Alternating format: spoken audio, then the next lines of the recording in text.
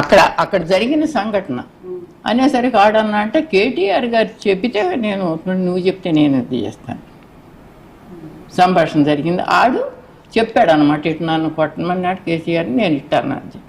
అది ఎంతవరకు యథార్థం భగవంతుడు తెలియాలి, వాళ్ళకి తెలియాలి. కాకపోతే ఆ మాట నాకు వచ్చింది కాబట్టి నా చెవిలోకి నేను నా నోటితో చెప్తున్నాను. ఇక మేము ఇట్ట లోపలికి వెళ్ళటమే తీసుకెళ్ళిపోతున్నారు. ఏంటి అక్కడ నేను వెనకలాగా తీసుకెళ్ళిపోతున్నాను.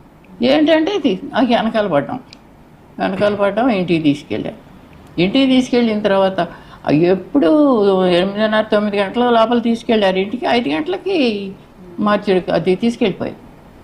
అసలు ఒక పూట ఉంచడం కానీ అక్కడే ఉన్న ఇప్పుడు అతను కూడా మంచి 3 సార్లు చేశాడంటే పలుకుబడి గల మనిషే కదండి. పోనీ ఏం చేస్తారమ్మా మరి ఏం తీసుకెళ్ళిపోతున్నావు నన్ను అడిగారా? అడగల. నేను అక్కడే ఉన్నా కదా, డెడ్ బాడీని పెడితే నేను పక్కనే కూర్చొని ఉన్నాను. ఇక వాళ్ళంతా గది లోపల ఉన్నారు. అంటే వీళ్ళు కేసీఆర్ వీళ్ళందరూ వస్తారని ఆవిడ లోపల కూర్చుంది. నేను మాత్రం బెడ్ ఇంకాసేపు అయిపోతుంది, ఇంకా చూసుకోవటానికి పడలేదు కదా, కాసేపు అట్టాకి కూర్చున్నాను. ఇక నేనేమో ఈ 4 రోజుల నుంచి ఉండి ఇది పడిపోతున్నాను కుర్చీలో కూర్చొని. నన్ను ఆనుకునేమో నా పెద్ద కొడుకు కూర్చుని. ఈ పిల్లలంతా వాళ్ళ ఏడుపులు వాళ్ళే అయిపోయింది. ఇంతప్పటి నుంచి బుధాన్ని ఎత్తి పెంచాడు అమ్మాయిని. ఆడికి లేకపోయినా వాళ్ళకి ఉంటుంది కదా. అది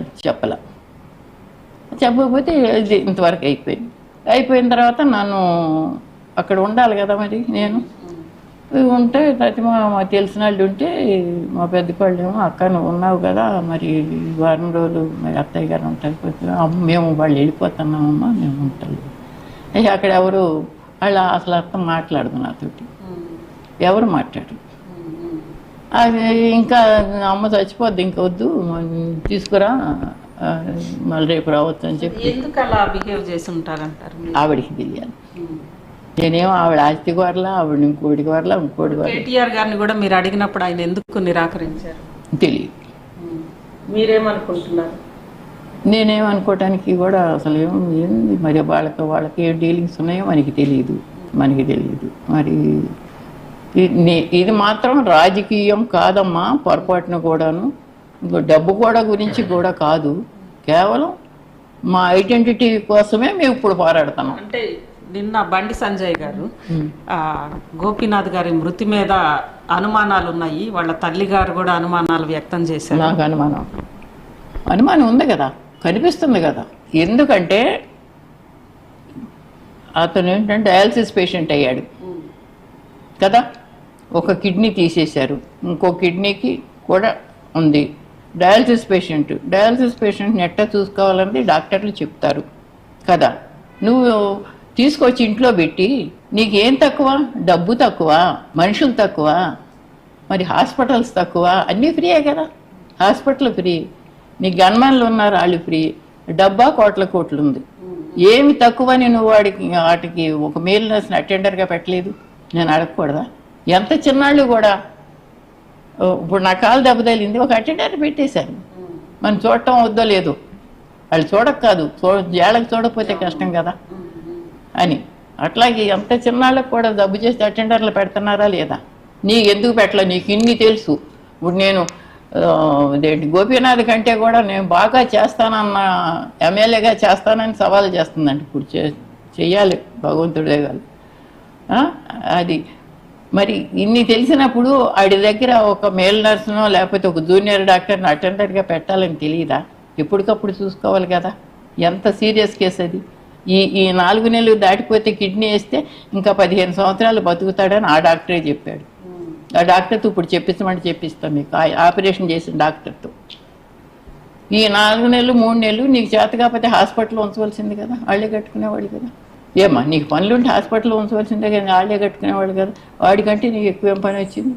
అందరూ వదిలిపెట్టి వెళ్ళిపోయిన తర్వాత స్ట్రోక్ వచ్చింది. ఏంటి జవాబుదారి ఏంటి? అసలు ఆ స్ట్రోక్ రావడానికి ఏంటి? టైం టు టైం లేకపోవటం వల్లే కదా.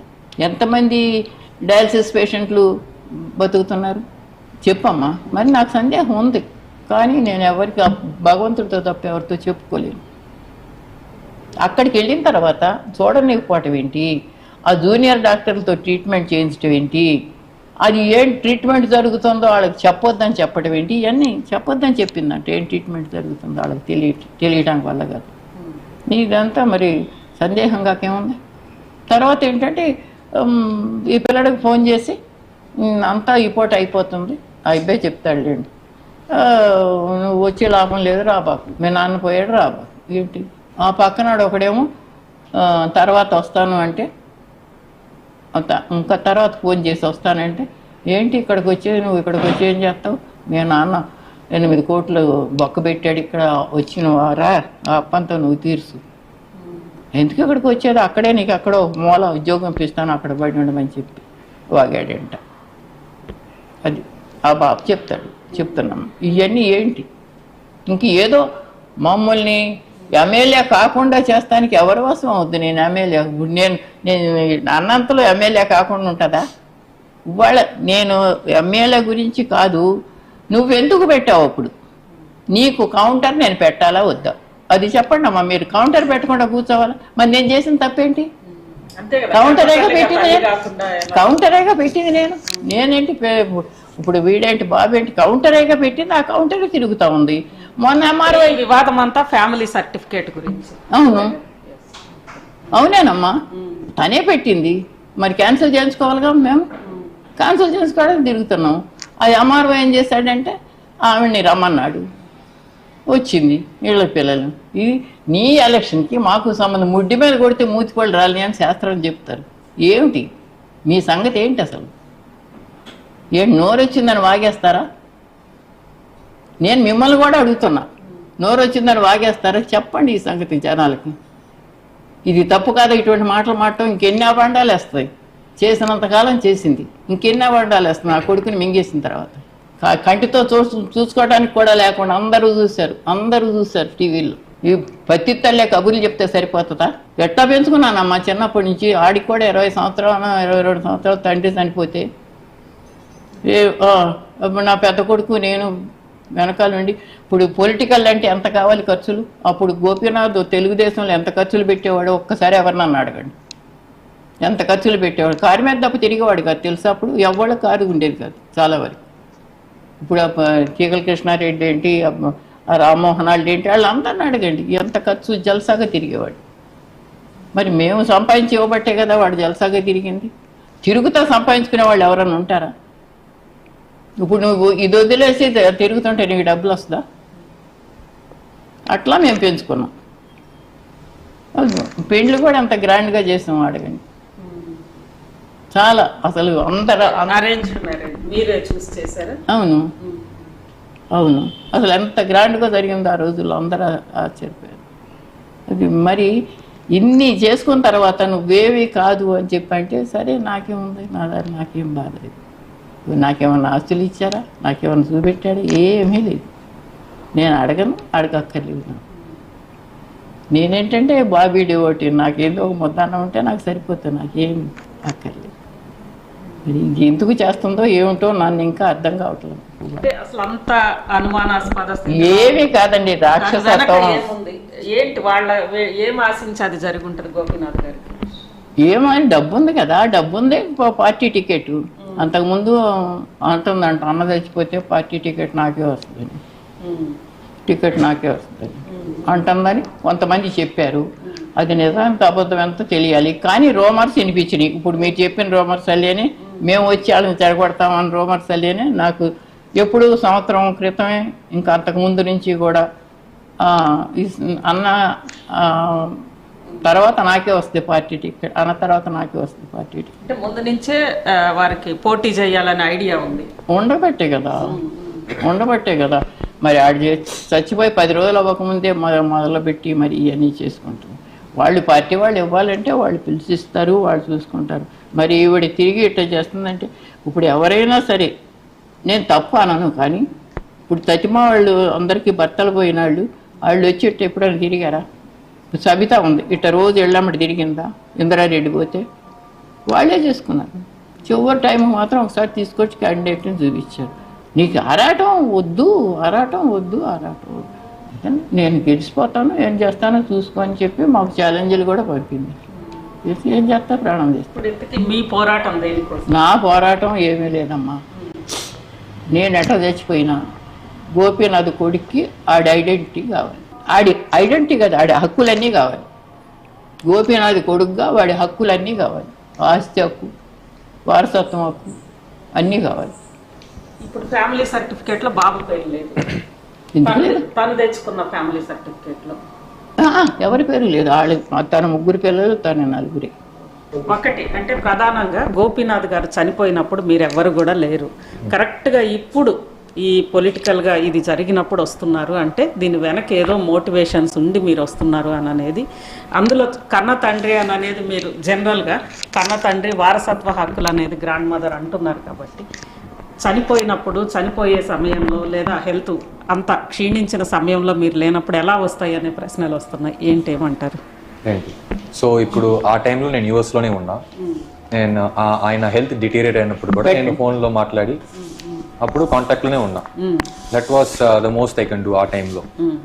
అండ్ ఆయన హెల్త్ ఇంకా బాగా డిటీరియట్ అయ్యి ఆ సిచ్యువేషన్లో ఉన్నప్పుడు నాకు అంతగా ఇన్ఫర్మేషన్ రాలేదు.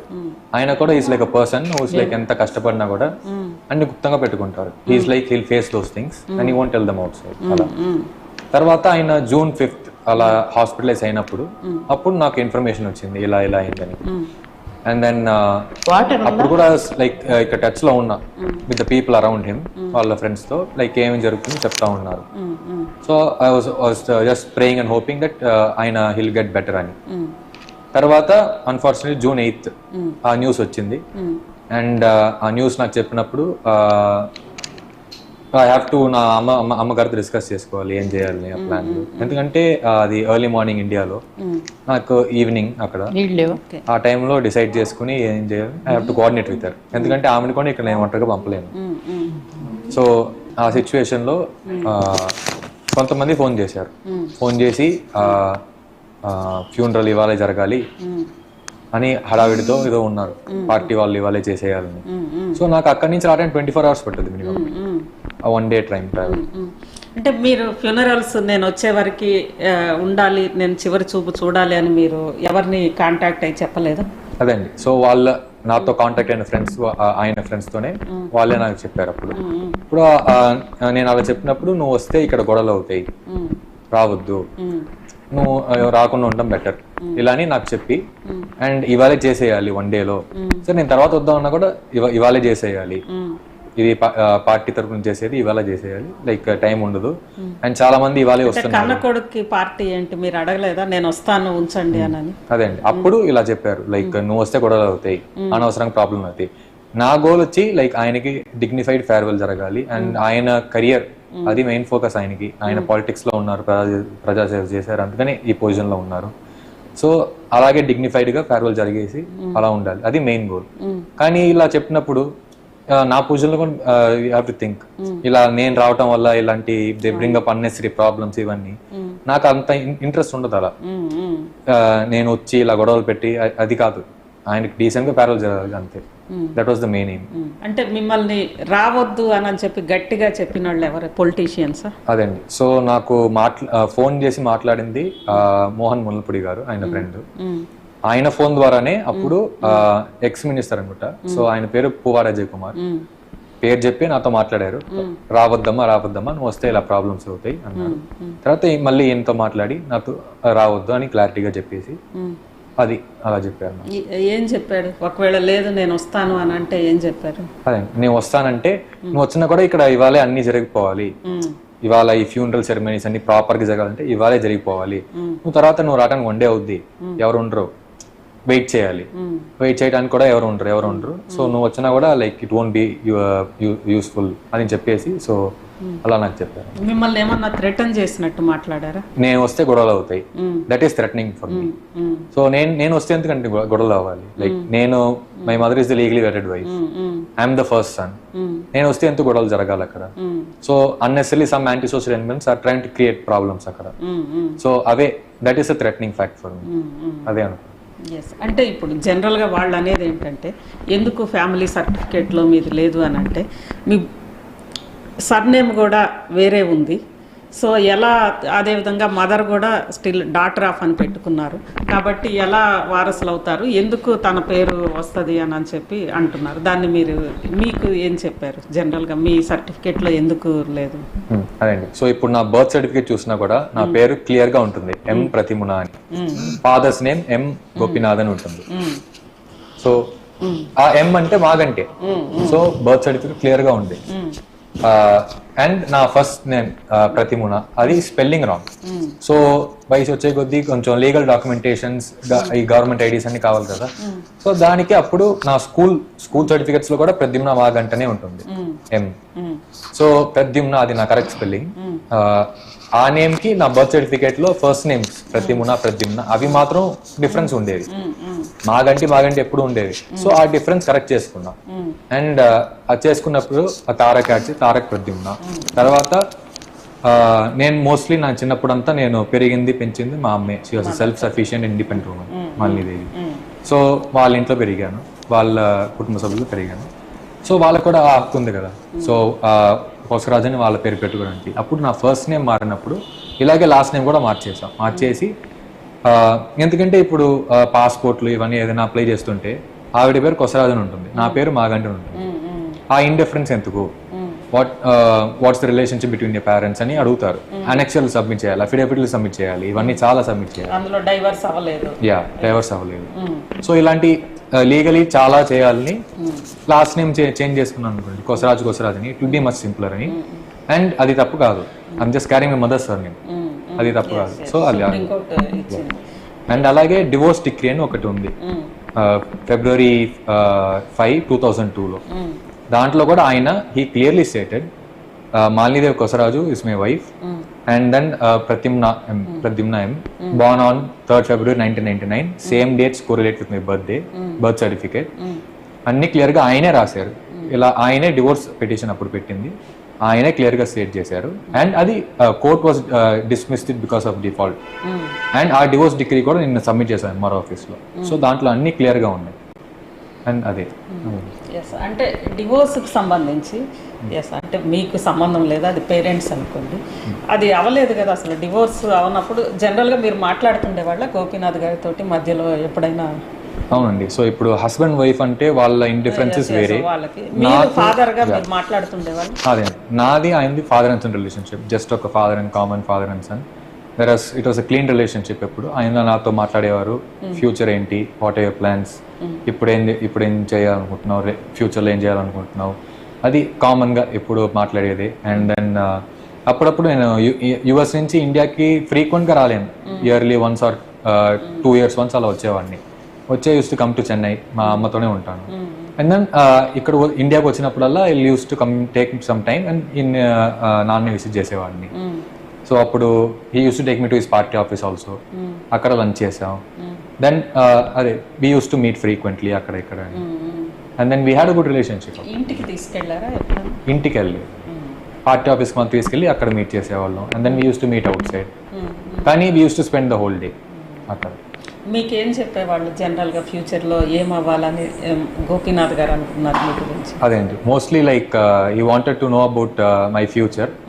And then my interest mostly like degree and all that స్టఫ్లో ఉండేది. సో నా కెరియర్ అండ్ ప్యాషన్లో ఆయన అలా ఫోకస్ చేసేవాళ్ళు. కానీ the most common thing that we had is స్పోర్ట్స్లో మా ఇద్దరికి ఇంట్రెస్ట్ ఉండేది.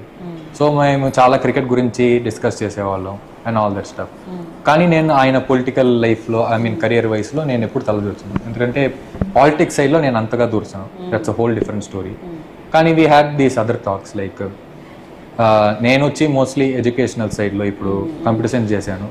నెక్స్ట్ నాకు ఫైనాన్స్లో కూడా ఇంట్రెస్ట్ ఉంటుంది నేను.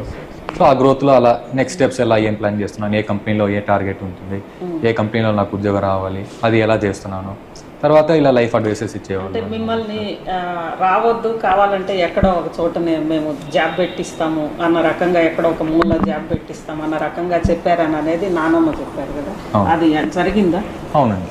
సో ఆయన ఫ్రెండ్స్ అప్పుడు నాకు ఫోన్ చేసి ఆయన హెల్త్ గురించి మాట్లాడేప్పుడు, సో ఇది ఆయన డెత్ తర్వాత నన్ను రావద్దన్నారు.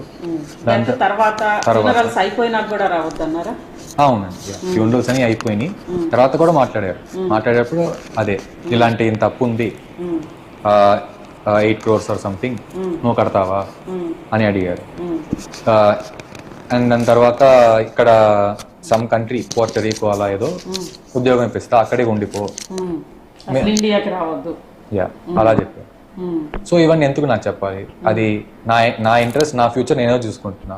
చిన్న వయసు నుంచి మా అమ్మే నాకు ఫీజు కట్టారని, కాలేజ్లో అన్ని చూపించారు అన్ని ఎవ్రీథింగ్. సో ఆమె చెప్తే ఇట్స్ డిఫరెంట్ థింగ్. వీళ్ళు ఎవరండి? సో అది నాకు ఆ టైంలో అలా మాట్లాడాను. ఎందుకంటే మిమ్మల్ని రాకుండా ప్రివెంట్ చేయాలని ఎందుకు అనుకున్నారు అనిపిస్తుంది మీకు? ఎలా ఎందుకు అనిపిస్తుంది కారణం? అది ఐ డోంట్ నో అండి. I think it's a big political game behind. I don't know what's the exact thing. కానీ ఏదో ఉంది కుట్ర, అది మాత్రం తెలుసు. ఎందుకంటే ఇలా ఫోన్ చేసి ఇలా నాకు చెప్పటం, ఇలా ఫ్యామిలీ మెంబర్ సర్టిఫికేట్ వెంటనే తీసుకోవటం. ఆయన June 8 పాస్ అయ్యారు కదా, జూన్ ఆ నెల ఎండ్లోనే తీసుకోవటం స్టార్ట్ చేశారు ప్రాసెస్ అన్ని. అవి తర్వాత సప్రెసింగ్ మెటీరియల్ ఫ్యాక్ట్స్, అదే ఆర్డియో గార్డర్ కూడా రాశారు డాక్యుమెంట్లో. ఎలా అంటే లైక్ మా నాన్నమ్మ లేరు అని చెప్పేసి తీసుకోవటం, మా మా అమ్మ నా ఎగ్జిస్టెన్స్ లేరని తీసుకోవటం. తర్వాత మధ్యలో ఇప్పుడు రీసెంట్గా ఏమైందంటే ఎక్కడో వచ్చి even I heard about this. ఎలా అంటే మా అమ్మగారు వచ్చి షీఈస్ నాట్ ఇన్ అలైవ్ అని చెప్పేసి, she's an advocate in not practicing or anything right now, కానీ ఆవిడ చెన్నై హైకోర్టులో అడ్వకేట్, రిజిస్టర్డ్ బార్ కౌన్సిల్లో ఉంది. సో ప్రాక్టీస్ లేదని, సో అది ఏదో డాక్యుమెంట్ అలా తీసుకుని ఆవిడ అసలు షీఈస్ నాట్ అలైవ్, బతికే లేరు అని చెప్పేసి ఏదో ఫేక్ ప్రూఫ్స్ అని చూపించి అలా చేస్తున్నారు. సో ఇలా చిన్న చిన్న విషయాలన్నీ చాలా చేసేసి చాలా యాడ్ ఆన్ అవుతున్నాయి. సో అది నాకు అర్థం కావట్లేదు ఎందుకు ఇలా చేస్తున్నారు. పెద్దగా ఏదో ప్లాన్ ఉంది వెనకమాల, కానీ ఆ ప్లాన్ ఏంటో అది నాకు అర్థం. అంటే ఇప్పుడు జనరల్గా మీరు వచ్చారు, సరే సర్టిఫికేట్ దానికోసం విచారణకు వచ్చారు, ఇక్కడ జరుగుతున్న డ్రామా మీరు చూస్తున్నారు ఇక్కడంతా. ఏంటి మీరు అల్టిమేట్గా మీకు ఏమనిపించింది, ఏం చెప్పాలనుకుంటున్నారు ప్రజలకి? ఈ బాబుకి ఫోన్ చేసినప్పుడు డెడ్ బాడీ అక్కడ ఉంది, మొత్తం జనాలు చూస్తున్నారు, లైవ్లో ఇచ్చారు కదా, చేస్తున్నారు. వీడికి చెప్పినాడు, ఏం చెప్పాడంటే మీ నాయనమ్మను మీ పెదనాన్న సీట్ ఇస్తే తప్ప బాడీని కదిలిస్తామని రచ్చ చేస్తున్నారు ఇక్కడ, నువ్వు రావద్దు. అడగండి ఆ పిల్లడు ఇది చెప్పారండి. సో ఇలాంటి చెప్తే నాకు నేను అక్కడ అసలు మీరు అందరూ చూసారు కదా రచ్చ ఏమిటి, ఇటువంటి బ్లండర్స్ అన్నమాట, ఇటువంటి బ్లండర్స్ అన్నీ అబద్ధాలు. ఇప్పుడు మొత్తం లైవ్లో చూసారు కదా, మా దాన్ని మేము ఏడుస్తా కూర్చున్నాం కదా, మాకు సీట్ ఏంటి పాడు ఏంటి, అన్ని అబద్ధాలు. సో ఇలా కూడా మాట్లాడారు.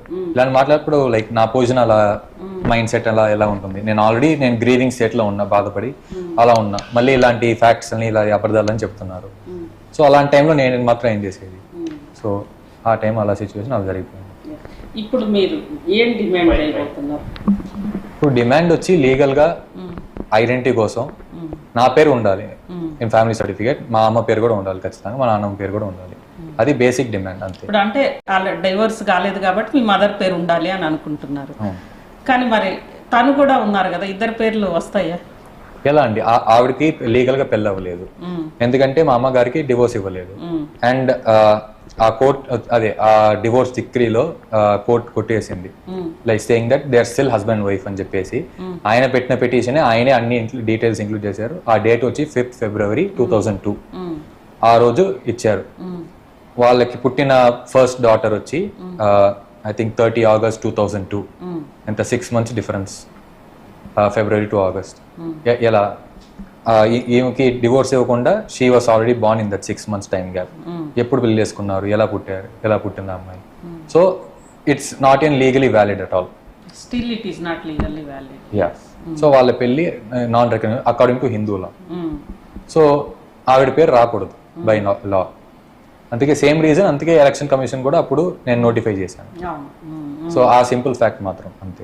దీని మీద మీరు ఇది కంటిన్యూ చేస్తారా ఈ పోరాటం అనేది? అవునండి. ఇప్పుడు లీగల్ వారసత్వం కోసం. అవునండి. ఇప్పుడు మీరే లీగల్ గా వారసులు యాక్చువల్ అకార్డింగ్ టు హిందూలా మీరు అన్నట్లు.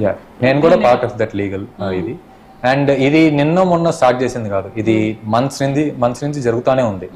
అండ్ వాళ్ళు పోస్ట్ సంబంధం లేదు, అది మంత్స్ నుంచి జరుగుతూనే ఉంది.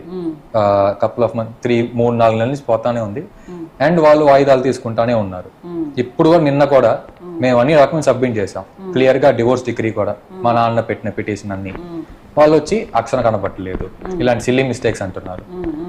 సో అది ఒరిజినల్ డాక్యుమెంట్. ఎవరు వెనక మ్యానిపులేట్ చేస్తున్నారా? ఈ అక్షరాలు కనిపించట్లేదు ఇలాంటివన్నీ. అదే అండి, వాళ్ళ ఐడియా వచ్చి ఇప్పుడు ఎలక్షన్ జరిగిపోవాలి, ఎలాగో జరిగిపోయి స్మూత్ గా అయిపోతే తర్వాత ఏం జరిగినా కూడా వాళ్ళకి దే డోంట్ కేర్. ఎందుకంటే వాళ్ళు దే సప్రెస్ మెటీరియల్ ఫ్యాక్ట్స్ అని దే ఫ్యామిలీ మెంబర్ సర్టిఫికేట్ తీసుకున్నారు. అది ఎంత లీగల్ యాక్షన్ తీసుకున్నా కూడా ఏం అఫెక్ట్ అవ్వదు ఫ్యూచర్లో. సో ఫస్ట్ ఎలక్షన్స్ తర్వాత అయిపోయి తర్వాత లిటిగేషన్ తర్వాత ఫేస్ చేసుకుందామని అది వాళ్ళ కాన్ఫిడెన్స్లో ఉన్నారు. ఎందుకంటే నేను ఎంఆర్ ఆఫీస్లో కూడా అలాంటి సిలిరియన్ చెప్పారు, కానీ బయటకు వచ్చి మా దగ్గర డాక్యుమెంట్స్ ఏం సబ్మిట్ చేయలేదు, వాళ్ళ దగ్గర ఏం లేదు అలానే బయట మాట్లాడారు లలితారెడ్డి గారు.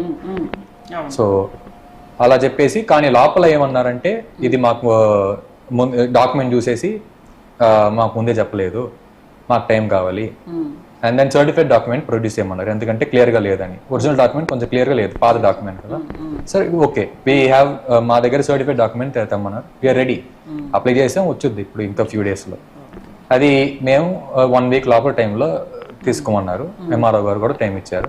కానీ వాళ్ళు వచ్చి 19th అన్నారు, తర్వాత 19 సరిపోదు 22 అన్నారు, మళ్ళీ ఏదో టెక్స్ట్ వచ్చి మళ్ళీ 25 అన్నారు. సో వాళ్ళే ఇంకా ప్రొలాంగ్ చేసుకుంటూ వెళ్తున్నారు. అది వాళ్ళ దగ్గర లేరు, అందుకని ఏం డాక్యుమెంట్స్ లేవు, అందుకని so they are just prolonging until the election.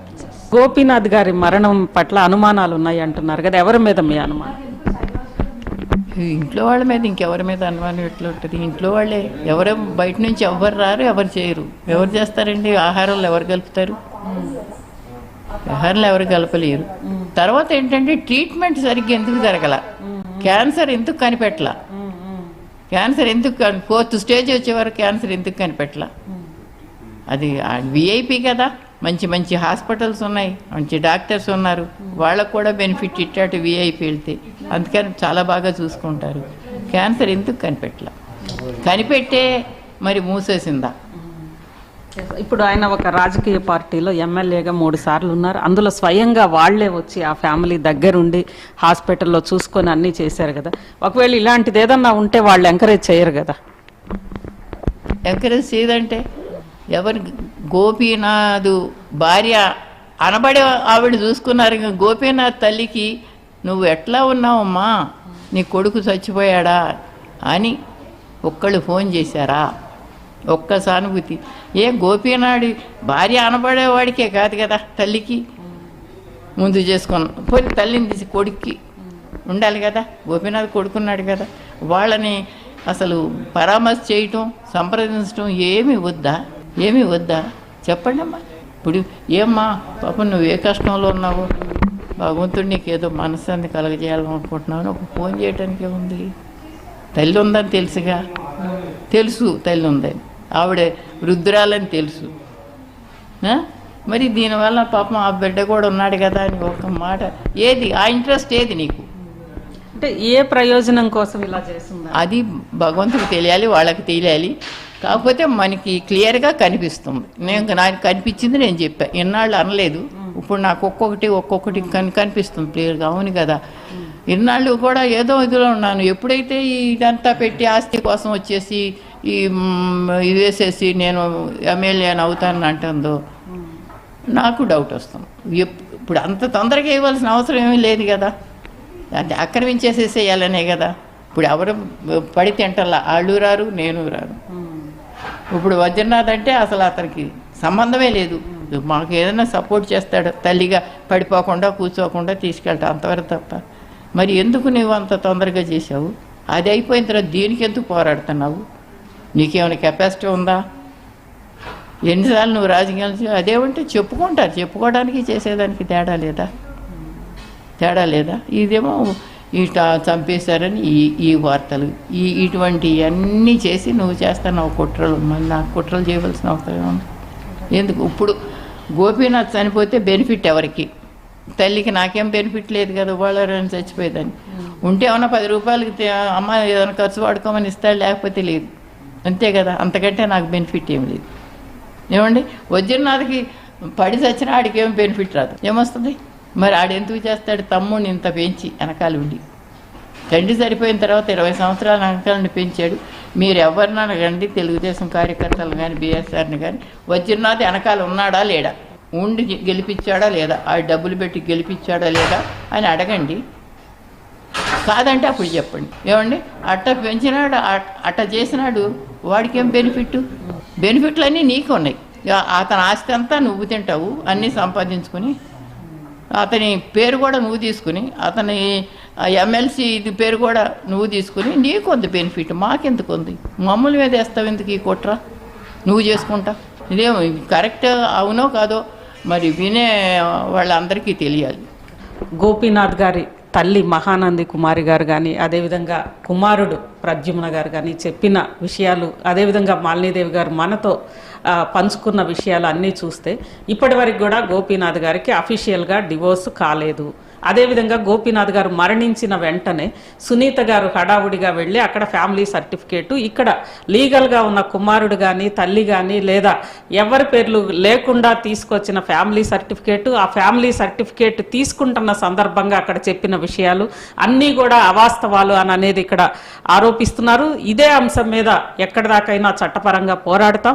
ముఖ్యంగా దీని వెనక ఇది పూర్తిగా రాజకీయాలతో సంబంధం లేదు. గోపీనాథ్ గారి వారసత్వం, తండ్రిగా గోపీనాథ్ గారి వారసత్వం తనకి ఉండాలి. ఖచ్చితంగా గోపీనాథ్ గారి లెగసీ అనేది నాకు ఉండాలి తండ్రిగా. కాబట్టి ఆ లెగసీ కోసం